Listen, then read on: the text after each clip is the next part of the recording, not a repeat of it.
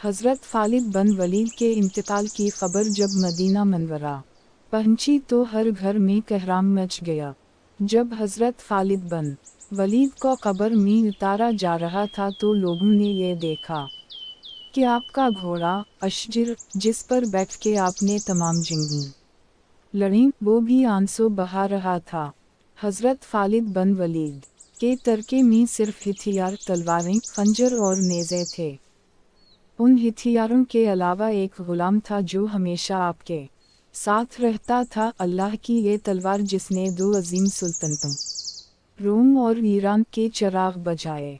विफात के वक्त उनके पास कुछ भी न था, आपने जो कुछ भी कमाया वो अल्लाह की राह में खर्च कर दिया।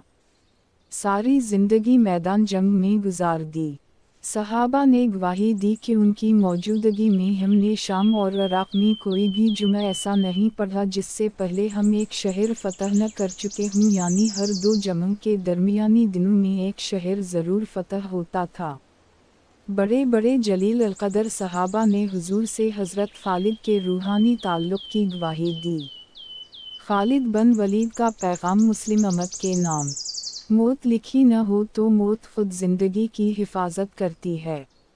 जब मौत मक़दर हो तो ज़िंदगी दौड़ती हुई मौत से लिपट जाते है। ज़िंदगी से ज़्यादा कोई नहीं जी सकता और मुझसे पहले कोई मर नहीं सकता।